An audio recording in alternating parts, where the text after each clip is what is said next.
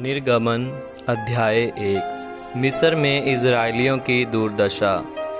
Israel के पुत्रों के नाम जो अपने अपने घराने को लेकर याकूब के साथ मिस्र देश में आए थे वे ये हैं: रूबेन, शिमोन, लेवी, यहूदा, इसाकार, ज़बूलून, बिन्यामीन, दान, नप्ताली, गाद और आशेर।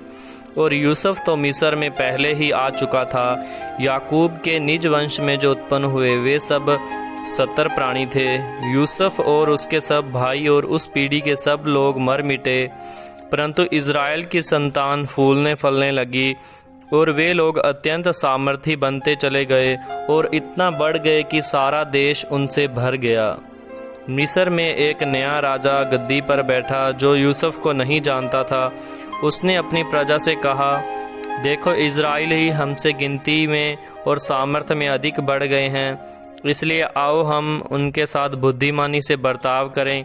कहीं ऐसा न हो कि जब वे बहुत बढ़ जाएं और यदि संग्राम का समय आ पड़े तो हमारे बैरियों से मिलकर हमसे लड़ें और इस देश से निकल जाएं।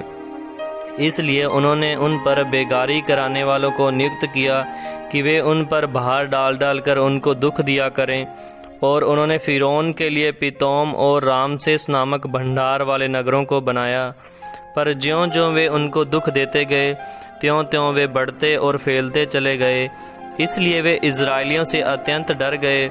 तो भी मिस्रियों ने इज़राइलियों से कठोरता के साथ सेवा करवाई और उनके जीवन को गारे, ईंट और खेती के भांति भांति के काम की कठिन सेवा से दुखी कर डाला। जिस किसी काम में वे उनसे सेवा करवाते थे उसमें वे कठोरता का व्यवहार करते थे। शिप्रा और पुआ नामक 2 इब्री दाइयों को मिस्र के राजा ने आज्ञा दी, जब तुम इब्री स्त्रियों को बच्चा उत्पन्न होने के समय पर सब के पत्थरों पर बैठी देखो, तब यदि बेटा हो तो उसे मार डालना और बेटी हो तो जीवित रहने देना। परंतु वे दाइयाँ परमेश्वर का भय मानती थी, इसलिए मिस्र के राजा की आज्ञा न मानकर लड़कों को भी जीवित छोड़ देती थी। तब मिस्र के राजा ने उनको बुलवाकर पूछा, तुम जो लड़कों को जीवित छोड़ देती हो तो क्या ऐसा क्यों करती हो? दाइयों ने फ़िरौन को उत्तर दिया, इब्री स्त्रियां मिस्री स्त्रियों के समान नहीं हैं। वे ऐसी फुर्तीली है कि दाइयों के पहुंचने से पहले ही उनको बच्चा उत्पन्न हो जाता है। इसलिए परमेश्वर ने दाइयों के साथ भलाई की और वे लोग बढ़कर बहुत सामर्थी हो गए। इसलिए कि दाइयां परमेश्वर का भय मानती थी, उसने उनके घर बसाए। तब फ़िरौन ने अपनी सारी प्रजा के लोगों को आज्ञा दी, इब्रियों के जितने बेटे उत्पन्न हो उन सबों को तुम नील नदी में डाल देना और सब बेटियों को जीवित रहने देना। निर्गमन अध्याय 2। मूसा का जन्म। लेवी के घराने के एक पुरुष ने एक लेवी वंश की स्त्री से विवाह कर लिया। वह स्त्री गर्भवती हुई और उसके एक पुत्र उत्पन्न हुआ, और यह देखकर कि वह बालक सुंदर है उसे 3 महीने तक छिपा रखा। जब वह उसे और छिपा न सकी तब उसके लिए सरकंडों की एक टोकरी लेकर उस पर चिकनी मिट्टी और राल लगाई और उसमें बालक को रखकर नील नदी के किनारे कांसों के बीच छोड़ आई। उस बालक की बहन दूर खड़ी देख रही कि देखें उसका क्या हाल होगा। तब फ़िरौन की बेटी नहाने के लिए नदी के किनारे आई। उसकी सखियां नदी के किनारे किनारे टहलने लगी। तब उसने कांसों के बीच टोकरी को देखकर अपनी दासी को उसे ले आने के लिए भेजा। जब उसने उसे खोलकर देखा कि एक रोता हुआ बालक है, तब उसे तरस आया और उसने कहा, यह तो किसी इब्री का बालक होगा। तब बालक की बहन ने फ़िरौन की बेटी से कहा, क्या मैं जाकर इब्री स्त्रियों में से किसी दाई को तेरे पास बुला ले आऊं जो तेरे लिए बालक को दूध पिलाया करे? फ़िरौन की बेटी ने कहा, जा। तब लड़की जाकर बालक की माता को बुला ले आई। फ़िरौन की बेटी ने उससे कहा, तू इस बालक को ले जाकर मेरे लिए दूध पिलाया कर और मैं तुझे मजदूरी दूंगी। तब वह स्त्री बालक को ले जाकर दूध पिलाने लगी। जब बालक कुछ बड़ा हुआ तब वह उसे फ़िरौन की बेटी के पास ले गई और वह उसका बेटा ठहरा, और उसने यह कहकर उसका नाम मूसा रखा, मैंने इसको जल से निकाला था। मूसा का मिग्दान देश भागना। ऐसा हुआ कि जब मूसा जवान हुआ और बाहर अपने भाई बंधुओं के पास जाकर उनके दुख पर दृष्टि करने लगा, तब उसने देखा कि एक मिस्री जन उसके एक इब्री भाई को मार रहा है। उसने उधर देखा कि कोई उन नहीं तो उस मिस्री को मार डाला और बालू में छिपा दिया। फिर दूसरे दिन जब बाहर जाकर उसने देखा कि दो इब्री पुरुष आपस में मारपीट कर रहे हैं। उसने अपराधी से कहा, तू अपने भाई को क्यों मारता है? उसने कहा, किसने तुझे हम लोगों पर हाकिम और न्यायी ठहराया? जिस भांति तूने मिस्री को घात किया, क्या उसी भांति तू मुझे भी घात करना चाहता है? तब मूसा यह सोचकर डर गया, निश्चय वह बात खुल गई है। जब फिरौन ने यह बात सुनी तब मूसा को घात करने की युक्ति की। तब मूसा फिरौन के सामने से भागा और मिग्दान देश में जाकर रहने लगा, और वह वहाँ एक कुएं के पास बैठ गया। मिग्दान के याजक की 7 बेटियां थीं, और वे वहाँ आकर जल भरने लगी कि कठोतों में भर के अपने पिता की भेड़ बकरियों को पिलाएं। तब चरवाहे आकर उनको हटाने लगे। इस पर मूसा ने खड़े होकर उनकी सहायता की और भेड़ बकरियों को पानी पिलाया। जब वे अपने पिता रूएल के पास लौटीं, तब उसने उनसे पूछा, क्या कारण है कि आज तुम इतनी जल्दी लौट आई हो?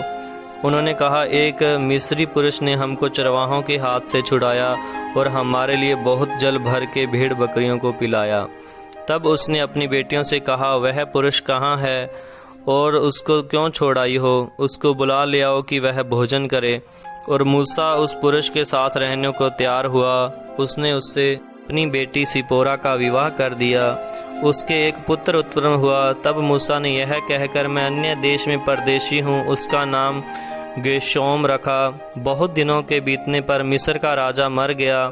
इजरायली कठिन सेवा के कारण लंबी लंबी सांस लेकर आहें भरने लगे और पुकार उठे। उनकी दुहाई जो कठिन सेवा के कारण हुई वह परमेश्वर तक पहुंची।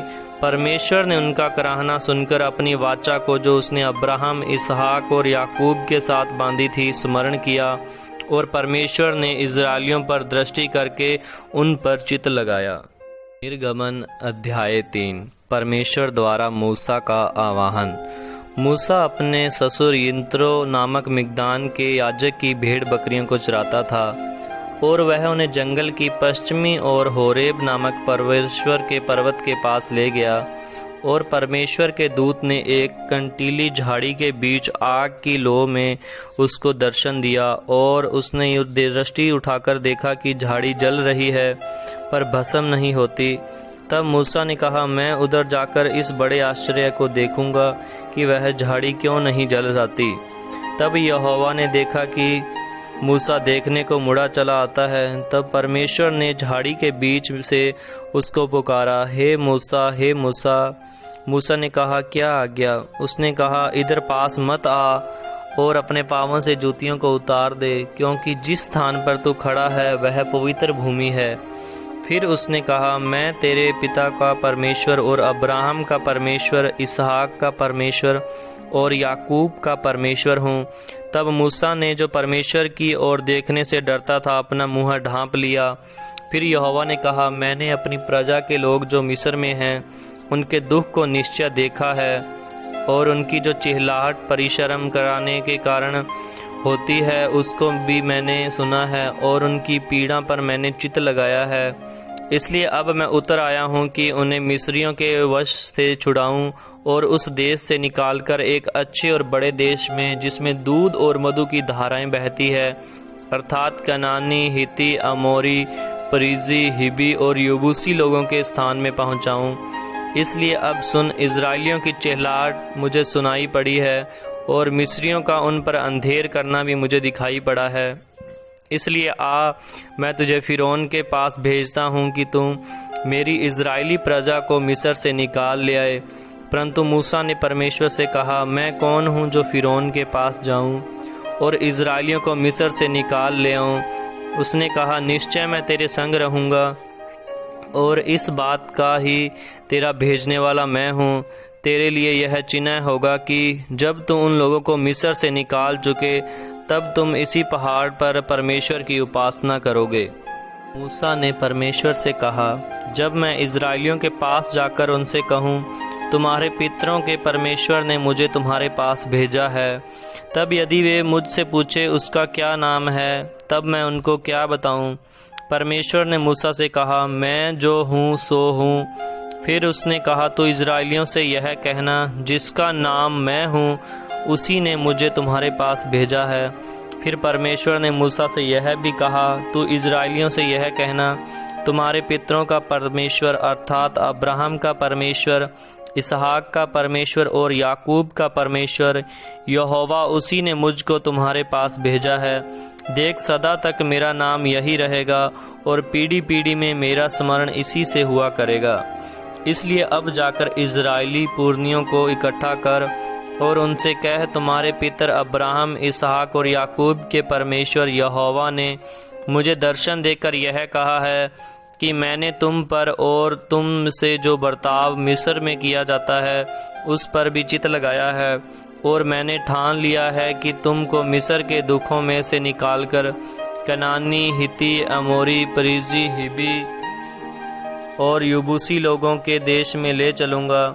जो लोग ऐसा है तब वे मेरी मानेंगे। और तो इज़राइलियों पुरनियों को संग लेकर मिस्र के राजा के पास जाकर उससे यूँ कहना, इब्रियों के परमेश्वर यहोवा से हम लोगों की भेंट हुई है, इसलिए अब हमको 3 दिन के मार्ग पर जंगल में जाने दे कि अपने परमेश्वर यहोवा के बलिदान चढ़ाएं। मैं जानता हूँ कि मिस्र का राजा तुमको जाने न देगा, वरन बड़े बल से दबाए जाने पर भी जाने न देगा। इसलिए मैं हाथ बढ़ाकर उन पर आश्चर्य कर्मों से जो मिस्र के बीच करूँगा उस देश को मारूँगा, और उसके पश्चात वह तुमको जाने देगा। तब मैं मिस्रियों से अपनी प्रजा पर अनुग्रह करवाऊँगा, और जब तुम निकलोगे तब छूछे हाथ न निकलोगे, वरन तुम्हारी एक एक स्त्री अपनी अपनी पड़ोसिन और उनके घर पर रहने से सोने चांदी के गहने और वस्त्र मांग लेगी, और तुम उन्हें अपने बेटे और बेटियों को पहनाना। इस प्रकार तुम मिस्रियों को लूटोगे। निर्गमन अध्याय 4। मूसा का अद्भुत सामर्थ्य पाना। तब मूसा ने उत्तर दिया, वे मेरा विश्वास नहीं करेंगे और न मेरी सुनेंगे, वरन कहेंगे, यहोवा ने तुझको दर्शन नहीं दिया। यहोवा ने उससे कहा, तेरे हाथ में वह क्या है? वह बोला, लाठी। उसने कहा, उसे भूमि पर डाल दे। तब उसने उसे भूमि पर डाला, तब वह सर्प बन गई और मूसा उसके सामने से भागा। तब यहोवा ने मूसा से कहा, हाथ बढ़ाकर उसकी पूंछ पकड़ ले, ताकि वे लोग विश्वास करें कि तुम्हारे पितरों के परमेश्वर अर्थात अब्राहम के परमेश्वर, इसहाक के परमेश्वर और याकूब के परमेश्वर यहोवा ने तुझे को दर्शन दिया है। जब उसने हाथ बढ़ाकर उसको पकड़ा, तब वह उसके हाथ में फिर लाठी बन गई। फिर यहोवा ने उससे यह भी कहा, अपना हाथ छाती पर रखकर ढांप। अतः उसने अपना हाथ छाती पर रखकर ढांप लिया। फिर जब उसे निकाला, तब क्या देखा कि उसका हाथ कोढ़ के कारण हिम के समान श्वेत हो गया है। तब उसने कहा, अपना हाथ छाती पर फिर रखकर ढांप। उसने अपना हाथ छाती पर रखकर फिर ढांप लिया, और जब उसने उसको छाती पर से निकाला, तब क्या देखा कि वह फिर सारी देह के समान हो गया है। तब यहोवा ने कहा, यदि वे तेरी बात का विश्वास न करें और पहले चिन्ह को न माने, तो दूसरे चिन्ह का विश्वास करेंगे। यदि इन दोनों चिन्हों का विश्वास न करें और तेरी बात को न माने, तब तू नील नदी से कुछ जल लेकर सूखी भूमि पर डालना, और जो जल तू नदी से निकालेगा वह सूखी भूमि पर लहू बन जाएगा। मूसा ने यहोवा से कहा, हे मेरे प्रभु, मैं बोलने में निपुण नहीं, न तो पहले था और न जब से तू अपने दास से बातें करने लगा। मैं तो मुँह और जीभ का भद्दा हूँ। यहोवा ने उससे कहा, मनुष्य का मुँह किसने बनाया है, और मनुष्य को गूंगा या बहरा या देखने वाला या अंधा मुझे यहोवा को छोड़ कौन बनाता है? अब जा, मैं तेरे सम्मुख के संग होकर जो तुझे कहना होगा वह तुझे सिखलाता जाऊंगा। उसने कहा, हे मेरे प्रभु, कृपया किसी और को तुम भेज। तब यहोवा का कोप मूसा पर भड़का और उसने कहा, क्या तेरा भाई लेवी है? नहीं, मुझे निश्चय है कि वह बोलने में निपुण है और वह तुझसे भेंट के लिए निकला आता है और तुझे देखकर मन में आनंदित होगा। इसलिए तू उससे ये बातें सिखाना, और मैं उसके मुख के संग और तेरे मुख के संग होकर जो कुछ तुम्हें करना होगा वह तुमको सिखलाता जाऊंगा। वह तेरी ओर से लोगों से बातें किया करेगा। वह तेरे लिए मुँह और तू उसके लिए परमेश्वर ठहरेगा। और तू इस लाठी को हाथ में लिए जा और इसी से इन चिन्हों को दिखाना। मूसा का मिस्र देश लौटना। तब मूसा अपने ससुर यित्रो के पास लौटा और उससे कहा, मुझे विदा कर कि मैं मिस्र में रहने वाले अपने भाइयों के पास जाकर देखूं कि अब तक जीवित है या नहीं। यित्रो ने कहा, कुशल से जा। और यहोवा ने मिग्दान देश में मूसा से कहा, मिस्र को लौट जा, क्योंकि जो मनुष्य तेरे प्राण के प्यासे थे वे सब मर गए हैं। तब मूसा अपनी पत्नी और बेटों को गधे पर चढ़ाकर मिस्र देश की ओर परमेश्वर की उस लाठी को हाथ में लिए हुए लौटा। तब यहोवा ने मूसा से कहा, जब तू मिस्र में पहुँचे तब ध्यान रहे कि तू जो चमत्कार मैंने तेरे वश में किए हैं उन सबों को फिरौन को दिखलाना, परंतु मैं उसके मन को हठीला करूँगा और वह मेरी प्रजा को जाने न देगा। और तू फिरौन से कहना, यहोवा यों कहता है कि इज़राइल मेरा पुत्र वरन मेरा जेठा है, और मैं जो तुझसे ये कह चुका हूँ कि मेरे पुत्र को जाने दे कि वह मेरी सेवा करे, और तूने अब तक उसे जाने नहीं दिया। इस कारण मैं अब तेरे पुत्र वरन तेरे जेठे पुत्र को घात करूँगा। तब ऐसा हुआ कि मार्ग पर सराय में यहोवा ने मूसा से भेंट करके उसे मार डालना चाहा। तब सिपोरा ने एक तेज चकमक पत्थर लेकर अपने बेटे की खलड़ी को काट डाला और मूसा के पांवों पर यह कहकर फेंक दिया, निश्चय तू मेरे लिए लहू बहाने वाला मेरा पति है। तब यहोवा ने उसको छोड़ दिया। उस समय खतने के कारण वह बोली, तू लहू बहाने वाला पति है। यहोवा ने हारून से कहा, मूसा से भेंट करने को जंगल में जा। वह गया और परमेश्वर के पर्वत पर उससे मिला और उसको चूमा। तब मूसा ने हारून को यह बतलाया कि यहोवा ने क्या क्या बातें कहकर उसको भेजा है और कौन कौन से चिन्ह दिखलाने की आज्ञा उसे दी है। तब मूसा और हारून ने जाकर इज़राइलियों के सब पुरनियों को इकट्ठा किया और जितनी बातें यहोवा ने मूसा से कही थी वह सब हारून ने उन्हें सुनाई, और लोगों के सामने से वे चिन्ह भी दिखलाए, और लोगों ने उनका विश्वास किया। और यह सुनकर कि यहोवा ने इज़राइलियों की सुधि ली है और उनके दुख पर दृष्टि की है, उन्होंने सिर झुकाकर दंडवत किया। निर्गमन अध्याय 5। फिरौन के सम्मुख मूसा और हारून। उसके पश्चात मूसा और हारून ने जाकर फिरौन से कहा, इज़राइलियों का परमेश्वर यहोवा यों कहता है, मेरी प्रजा के लोगों को जाने दे कि वे मेरे लिए जंगल में पर्व करे। फिरौन ने कहा, यहोवा कौन है कि मैं उसका वचन मानकर इज़राइलियों को जाने दूं? मैं यहोवा को नहीं जानता और मैं इज़राइलियों को नहीं जाने दूंगा। उन्होंने कहा, इब्रियों के परमेश्वर ने हमसे भेंट की है, इसलिए हमें जंगल में 3 दिन के मार्ग पर जाने दे कि अपने परमेश्वर यहोवा के लिए बलिदान करे। ऐसा न हो कि वह हम में मरी फैलाए या तलवार चलवाए। मिस्र के राजा ने उससे कहा, हे मूसा, हे हारून, तुम क्यों लोगों से काम छुड़वाना चाहते हो? तुम जाकर अपना अपना बोझ उठाओ।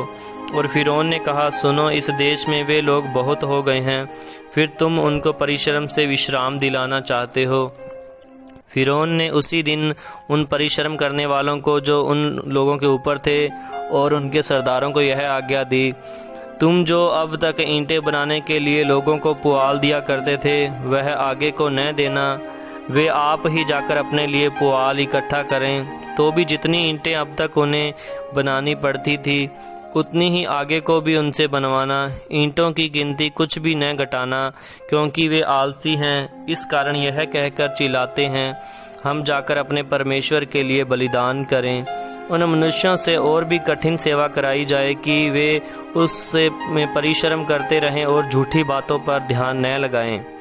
तब लोगों के परिश्रम कराने वालों ने और सरदारों ने बाहर जाकर उनसे कहा, फिरौन इस प्रकार कहता है, तुम पुआल नहीं दूंगा।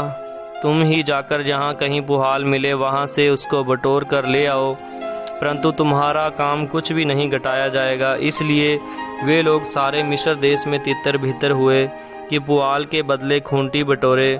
परिश्रम कराने वाले यह कह कहकर उनसे जल्दी करते रहे कि जिस प्रकार तुम पुआल पाकर किया करते थे उसी प्रकार अपना प्रतिदिन का काम अब भी पूरा करो।